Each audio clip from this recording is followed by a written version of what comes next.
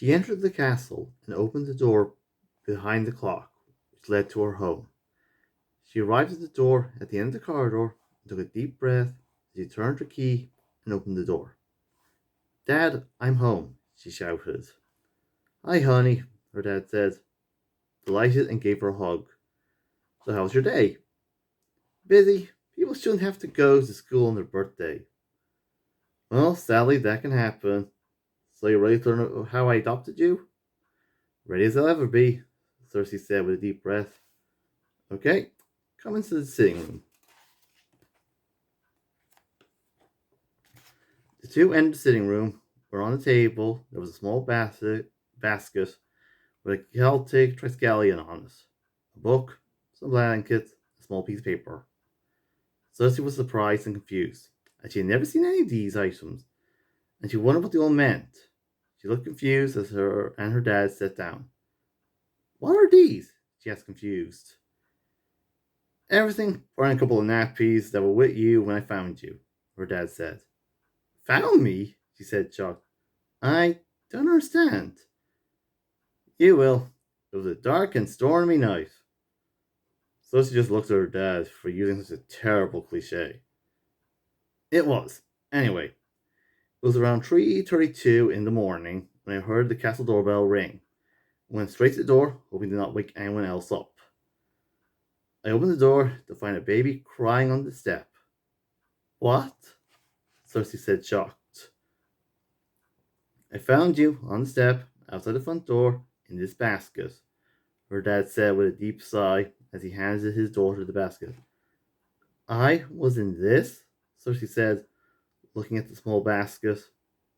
You were, wrapped in these blankets. I brought you out of the storm and tried to calm you down. The doorbell and your crying had woken the deacon, who wondered what was going on. He took you into this very room to get you warm. Luckily, it didn't take much to calm you down. I checked your basket for any clues, but the only things in it were a couple of nappies, along with a book and a note. Wait, I was abandoned? Cersei said with tears starting to form. I'm sorry, but you were, he said, comforting her and wiping away her tears. Do you want me to continue? Please do. Okay, as I was saying, the only other things in the basket were this book and this note. Osborne's Book of Greek Myths, Cersei said, reading the cover. Why was this with me? Read the note. Choose a name from this book and keep her safe, Cersei said, confused about the note. That was it. Seeing you looking at me and the way you smiled at me made me want to keep you. I talked about it with the deacon and my parents, and after a couple of days, I legally adopted you as my daughter. Coming up with a name was tricky, but I read through the book a couple of times, and liked the name Cersei. Since I found you, I was probably born on that day, was probably with the Celtic pattern on the basket, and gave you the middle name Summer, since the 21st of June is the summer solstice. So that's why you named me Cersei. I always was puzzled on why you call me that. Still, it doesn't explain why whoever abandoned me here will want me named after someone from Greek myth.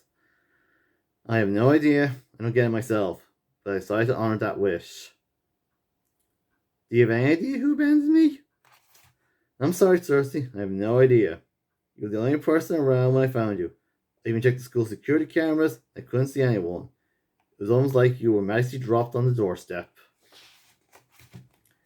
Maybe whoever left me on those steps used Fenfidia, like Professor Fargo used. Maybe they did so no one would know who it was? Cersei, do you want to find your real parents? David said with a heavy sigh. He didn't want to ask the question, but Cersei had a right to know. Whatever you decide, I'll support your decision. Cersei looked at her dad, the tears starting to swell, and gave her dad a huge hug. Thank you. Thank you so much, he said in a stream of tears. I don't understand. You took me in after I was abandoned. You raised me as if I were your own daughter, even though you didn't have to. Thank you, Dad. It was nothing, Cersei.